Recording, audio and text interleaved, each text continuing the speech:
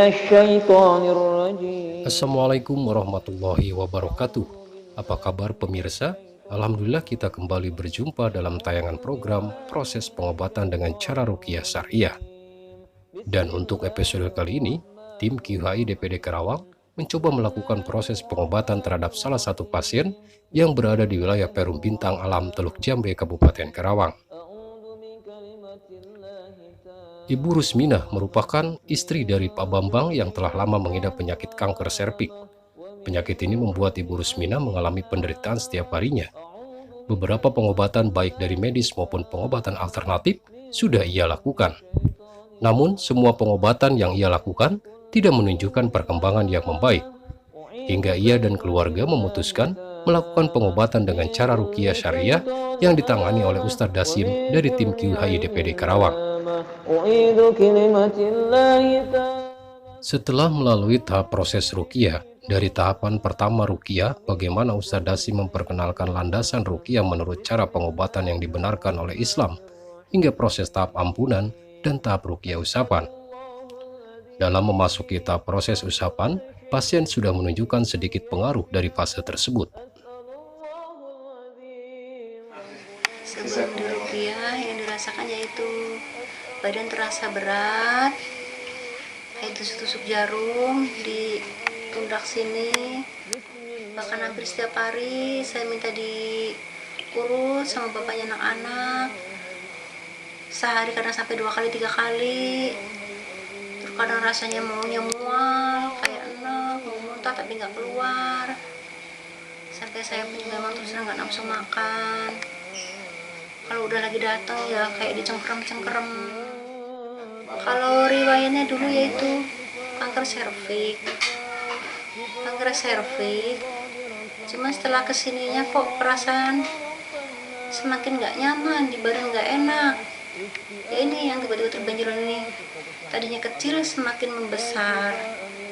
Setelah semakin membesar sakit. Kalau sakit saya sampai nggak tahan, minta dikompres pakai es di sini, di punggung belakang. Alhamdulillahi Rabbil Alamin Ar-Rahmanir Rahim Maliki Yawmiddin Iyyaka na'budu wa iyyaka nasta'in Ihdinas siratal mustaqim Siratal ladzina an'amta 'alaihim ghairil maghdubi 'alaihim waladdallin. Memasuki tahap ruqyah inti, Ustadz Dasim melantunkan ayat-ayat suci Al-Quran, dan di tahap inilah pasien mengalami reaksi. Tanpa sadar, pasien mengangkat dan menggerakkan kedua tangannya.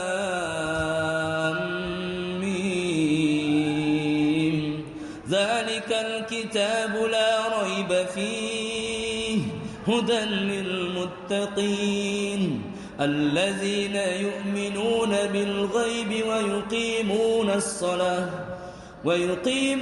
as-salata wa mimma razaqnahum yunfikun walladzina yu'minuna bima unzila ilayka wa ma unzila min qablik وَبِالْآخِرَةِ هُمْ يُوقِنُونَ.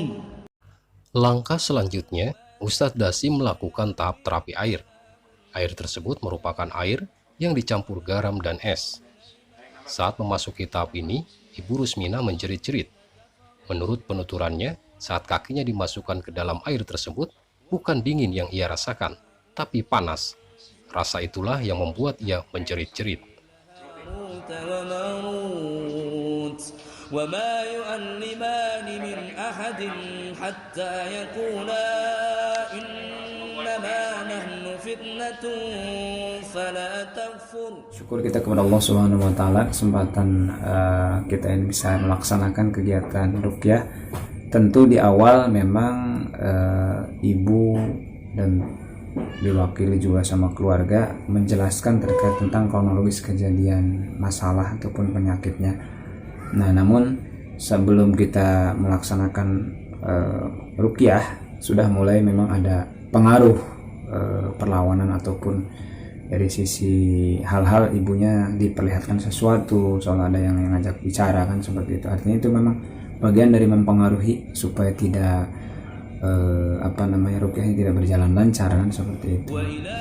Nah kemudian tentu berikutnya ya kita lakukan doa-doa perlindungan terlebih dahulu, memahamkan terkait tentang ruqyah ya, karena mohon maaf banget tentu ada hal-hal yang harus dipahami sama keluarga ketika berobat kepada peruqyah.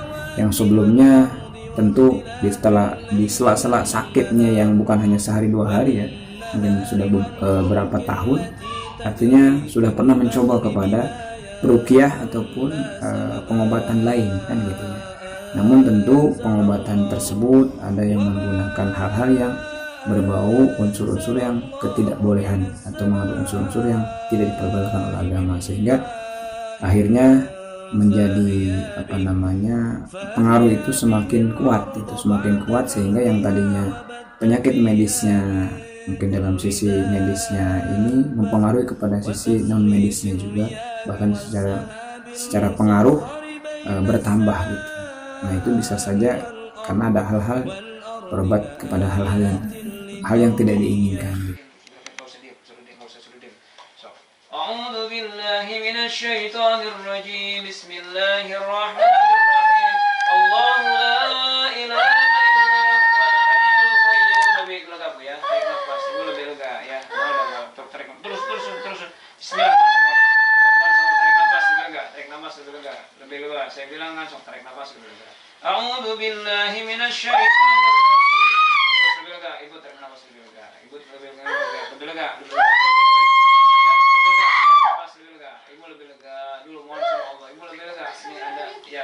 الله لا إله إلا هو الحي القيوم لا تأخذه سنة ولا نوم له ما في السماوات وما في الأرض من ذا الذي يشفع عنده إلا بإذنه يعلم ما بين أيديهم وما خلفهم ولا يحيطون بشيء من علمه إلا بما شاء وسع كرسيه السماوات والأرض ولا يؤوده حفظهما وهو العلي العظيم. Selanjutnya yang selama ini merasa hilang akalnya, merasa ngambang, merasa bingung, merasa was-was dan khawatir, maka ayat ini Rasulullah SAW khususkan untuk mengobati kegilaan, penyakit mental, jiwa, psikis, kegalauan, kegelisahan, keresahan. Maka enyahlah kalian wahai syaitan-syaitan yang membuat resah. Bidznillahi ta'ala Allah turunkan pertolongannya. La ikraha fid din. La ikraha fid din. Saya berharap setelah hasil ruqyah pada hari ini Mama benar-benar kembali sehat. Dan Mama tidak akan terpengaruh oleh hal-hal yang negatif dari goib itu lagi. Dan mudah-mudahan kedepannya keluarga kami dijadikan keluarga yang sehat semuanya dan menjadi yang lebih baik dan ibadahnya kepada Allah. Tentunya memang kalau dari sisi medis penyakit kanker ini ya dikategorikan sebagai penyakit yang memang butuh keseriusan ya dalam sisi diagnosa dan yang lainnya. Nah, secara ruqyah tentu secara doa kita tidak ada sesuatu pun, memang kita hanya berharap kepada Allah, karena kesembuhan suatu penyakit itu memang bukan ditentukan oleh kita. Kita memvonis itu berat, kita memvonis itu kuat, namun tentu Allah memudahkan perjuangan ataupun doa kita dengan ruqyah. Nah, namun tentu ini butuh juga kesungguhan, sehingga prosesi ruqyah yang mudah-mudahan bukan hanya hari ini saja ya, namun ibunya dan keluarganya berusaha untuk memperbaiki dirinya. Semakin cepat ibunya memperbaiki diri dari sisi amalia ibadahnya, termasuk dorongan support dari keluarga, insya Allah akan semakin cepat juga pemulihannya. Alhamdulillah sih memang agak enak, udah agak enteng, plong. Ya, harapan saya pulang tinggalnya di mana, Dokter? atas izin Allah, mudah-mudahan apa yang nggak baik di diri saya maupun di badan saya, mudah-mudahan atas izin Allah, Allah sudah mengeluarkan dan memutuskan dengan hadirnya Pak Ustadz Dasim ke sini. Tentu kalau untuk intensif, ya dianjurkan untuk intensif beberapa kali untuk diruqyah. Namun jangan sampai ini ketawakalan ibu dan keluarga pasien bergantung kepada peruqyah, itu yang harus kita perhatikan.